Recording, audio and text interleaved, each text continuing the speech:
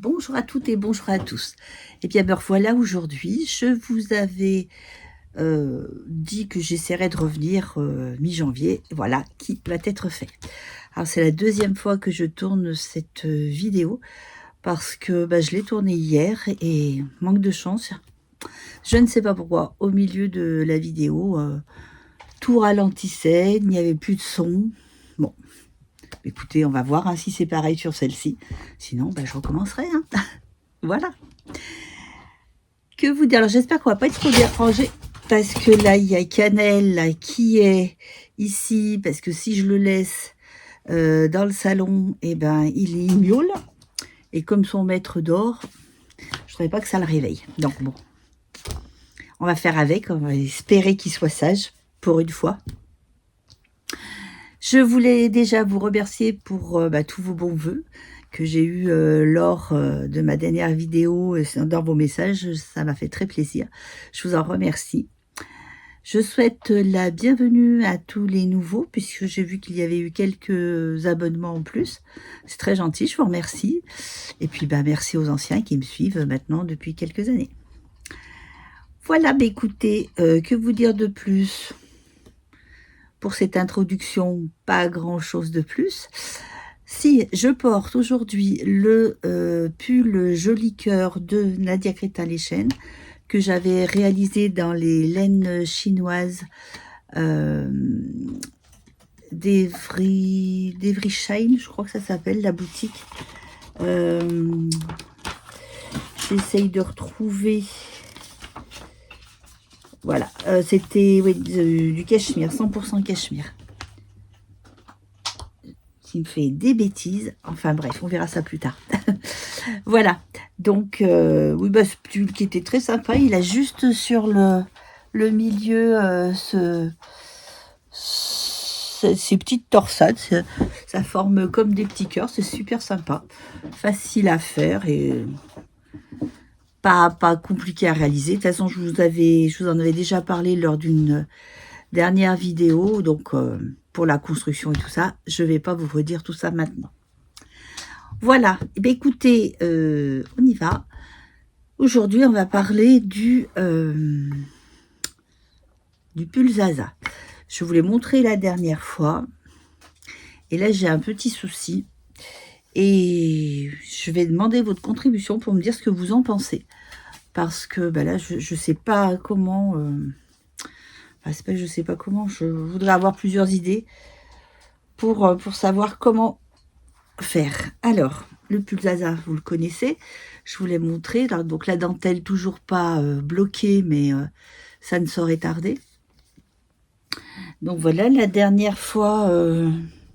où il est mon petit marqueur, clac, clac, clac, il est là. Donc, j'en étais ici et j'ai fait toute cette partie.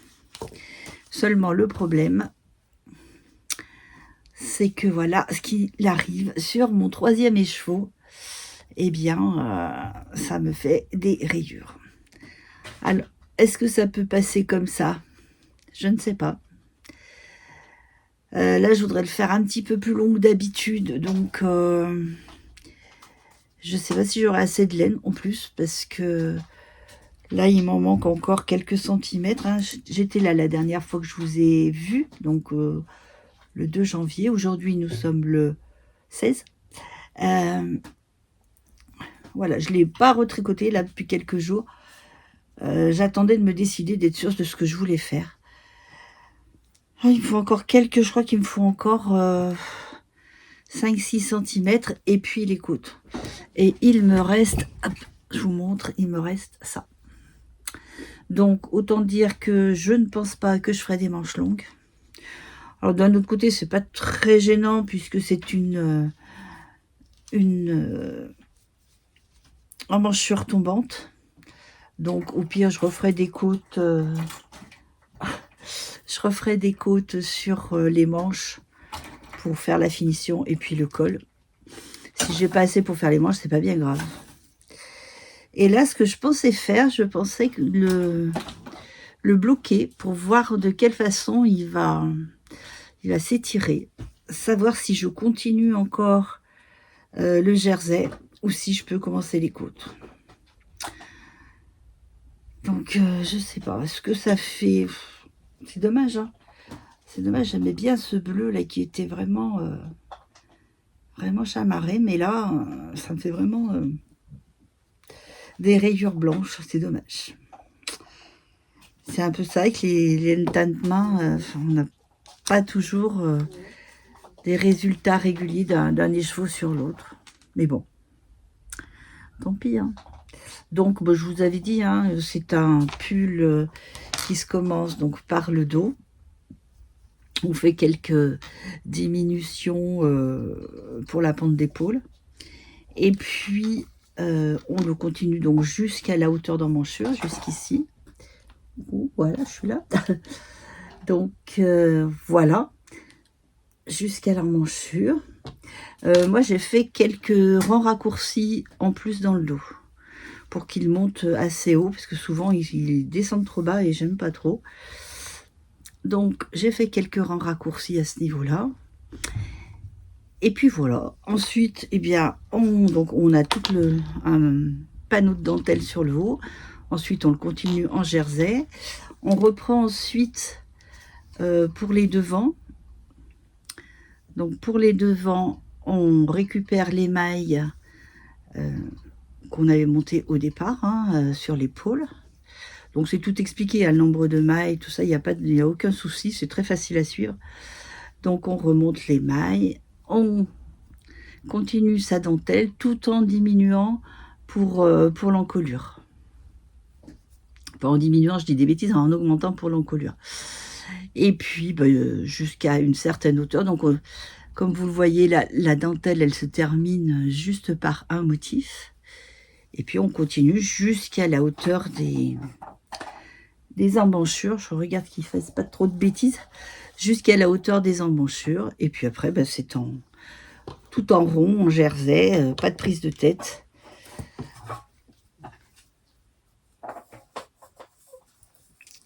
Voilà. Donc j'attends de savoir, dites-moi ce que vous en pensez. Est-ce que je le laisse comme ça? Est-ce que je le redéfais jusque-là et j'essaye de trouver un écheveau dans des bleus qui pourrait aller avec? Ça, c'est pas gagné. Je sais pas du tout. Je me pose des questions, plein de questions. C'est dommage parce que j'aurais bien le finir, surtout que là, j'en suis pas très loin de le finir. Si... Bon. J'attends vos avis. Vous me l'aviez donné la dernière fois pour le Bowman. Et ça m'avait beaucoup aidé parce qu'en fait, je vous ai écouté, j'ai mélangé deux laines et finalement, ça a très bien rendu. Voilà, le pull, le Zaza que je dise pas de bêtises. Pas là. De Marie-Amélie Design. Voilà. Dites-moi ce que vous en pensez. Et puis, bah, écoutez, on verra ce que ça donne. Parce que là, je suis un peu déçue des couleurs. Alors, ah oui, je vous ai pas dit les laines. Je vous en avais déjà parlé, je crois, la dernière fois. Mais les laines, c'est les laines de Francis Barthes, qui est une boutique belge. Et c'est 100% mérino. Et c'est 100 grammes, 500 mètres pour 100 grammes. Donc là, j'en avais 3 écheveaux. Comme je le fais un peu plus long, j'y ai pas pensé avant, mais j'aurais dû en prendre 4. Ah, vous avez... Regarde, hop, Cannelle qui vous dit bonjour. Regarde, hop, tu dis bonjour à tout le monde. Bonjour tout le monde. Il est intrépide, il n'arrête pas de bouger. Et oui, donc j'aurais pu en prendre une de plus, mais je n'avais pas pensé que je le ferais plus long. Donc maintenant, je vais prévoir un peu plus de longueur de fil. Bon, voilà pour le Zaza. Et puis, bah, non, tu touches pas mes aiguilles. Enlever le cintre pour remettre en place, parce qu'avec lui, dès qu'il y a un bout de laine qui traîne, il aime bien. Hop. Voilà. Et puis donc, comme vous le savez, hein, j'avais commencé, une fois n'est pas coutume, mais j'avais 2 gros projets en même temps. Donc j'avais commencé le pull chaton de Atelier Émilie. Alors que je fais, hop, je cherche, voilà, je cherche les aiguilles, que je fais dans cette jolie laine, hop, oh, ça y est, là-bas. Dans cette jolie laine de Les Chevaux Solidaires. Voilà. Alors, comme je vous l'avais dit la dernière fois, pour moi, il manque un motif ici au milieu. Et quand je vous expliquais que j'avais lu le patron, que je l'avais fait et refait plusieurs fois, enfin lu et relu plusieurs fois, je l'ai partagé avec les tricopines du mardi, quand on est au café tricot, au tricoté plus exactement. Et elles non plus, elles n'ont pas compris. Elles m'ont dit, il y a quelque chose qui ne va pas. Donc je me suis permis de mettre un mot, pas plus tard que hier. Oui, hier, quand j'ai refait quand j'ai fait le premier podcast, la première version, j'ai mis un mot à Atelier Émilie en lui expliquant mon problème. Donc elle m'a répondu, je lui ai répondu tout de suite ce matin, c'était vraiment très très rapide. Et elle m'expliquait donc comment faire pour cette deuxième barre. Et en fait, c'est parce qu'il y a une coquille dans le patron. Dans le patron, c'est 16 mailles, le motif, ensuite un autre motif B, et ensuite 17 mailles. Et reprenez au 16. Mais en fait, c'est pas 16, c'est 6. Donc, d'où le décalage, je pense. Mais comme je vous l'ai dit, hein, moi, j'en suis déjà aux emmanchures et j'ai pas l'intention de tout redéfaire juste pour ça. Donc, il sera original, voilà. Ce sera ma version à moi et voilà, ça ne gênera personne, je pense. Donc, c'est un pull, voilà, qui se commence par le bas. Donc, moi, je l'ai commencé avec des côtes une demi-torse. Et puis, après, c'est du jersey pour la plupart du temps. Et avec ce petit motif, je ne sais pas si vous le voyez bien. Ouais, là, peut-être. Ce petit motif de petite patte de chat, qui est alors ultra facile à faire. Et puis, entre les deux motifs, on a un certain nombre de rangs de jersey. Donc, ça va, c'est assez simple à faire.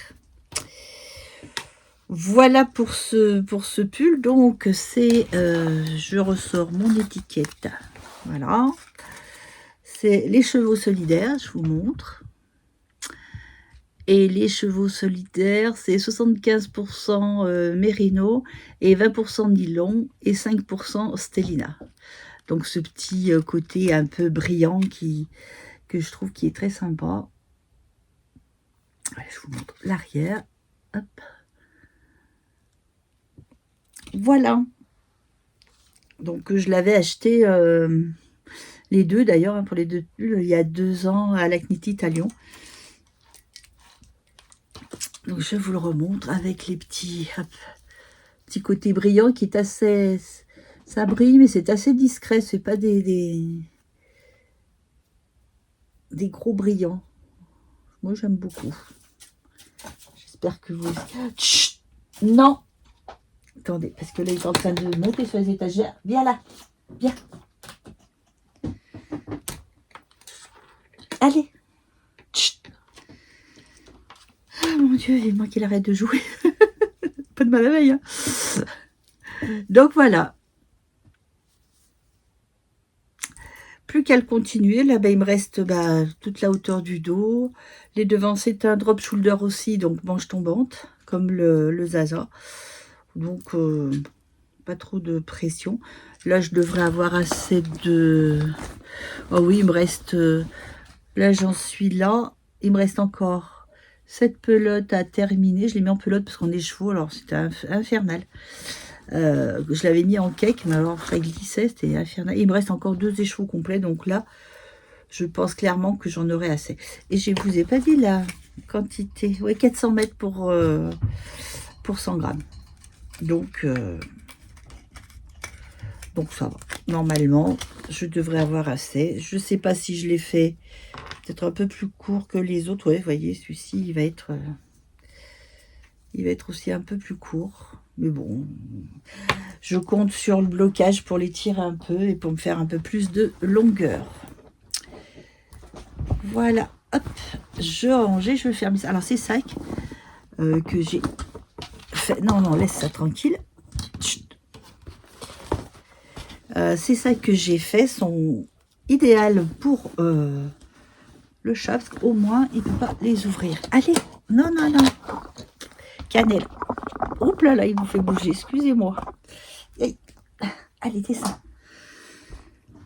Voilà pour ce qui est... C'est un peu sport aujourd'hui, hein, parce que, avec le moustique, là.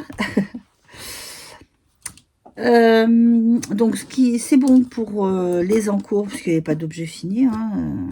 Je n'ai rien fait d'autre en tricot. Et là, je vous avais dit que j'avais commencé les petits chapeaux pour mettre sur les petits pots de miel pour le mariage de la meilleure amie de ma fille, d'Aurélie. Donc, ben voilà, je les ai faits. Et donc, ce matin, avec ceux de ce matin que j'ai terminé, parce qu'hier, j'en avais 25 ou 26. Donc, je vais en avoir 26. Et là, j'en ai refait 3 hier. Donc, hier, je vous les avais comptés, mais bon. Voilà, ça fait. Après, j'ai tous les fils à rentrer, rassurez-vous, ça va pas rester comme ça. Mais voilà, donc je vais avoir la trentaine, je vais bientôt en être à la moitié. Ouh. Donc celui-ci, en bois, il est plus souple.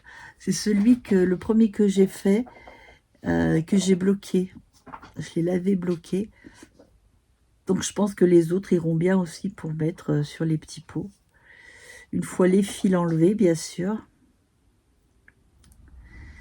Voilà, et puis après, ben, j'en ai encore, j'ai encore ceci. Alors toujours dans le même coloris, s'il m'en reste assez. Autrement, on prendra quelque chose de similaire. Mais elle veut, la mariée veut dans ces tons-là, parce qu'elle fait un thème chic bohème, je crois. Donc, elle veut dans ce coloris-là. Et ce modèle-là pour les plus grands, parce que les 2 modèles que je lui ai proposés, enfin j'en ai proposé plusieurs, mais ces 2-là lui plaisaient particulièrement. Donc on a fait un mix, ceci pour les petits pots et ceci pour les pots les plus grands. Donc moi, personnellement, je préfère celui-ci, je le trouve plus joli. Mais ça, c'est une affaire de goût, elle préférait les 2, donc voilà. Je pense que ça lui plaira. L'essentiel, c'est que je les finisse assez tôt. Parce que après, ça va vite. Hein. Moi, l'idéal, ce serait que je les ai terminés tous. Donc, j'en ai encore 30 des plus petits et 20 des plus grands.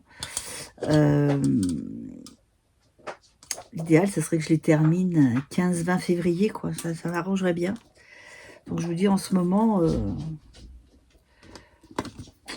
je bûche. Ah là là.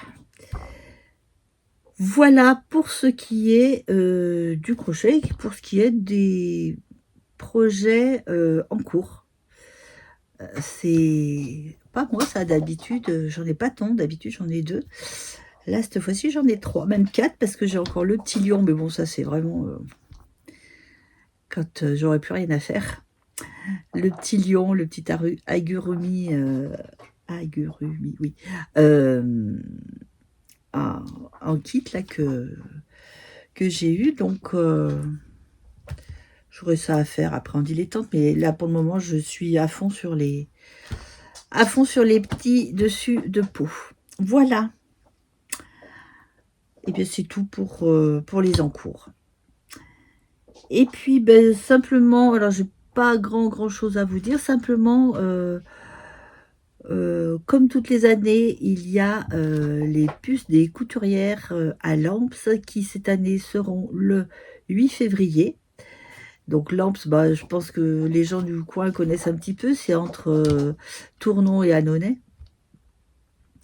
Heu, c'est un petit à la salle des fêtes, donc c'est tout indiqué en général, on prend Lemps et après il y a des petits panneaux qui indiquent où se trouve la salle des fêtes parce qu'elle est un petit peu dans les bois, c'est assez sympa, il y a de quoi se garer, donc il y a pas de problème.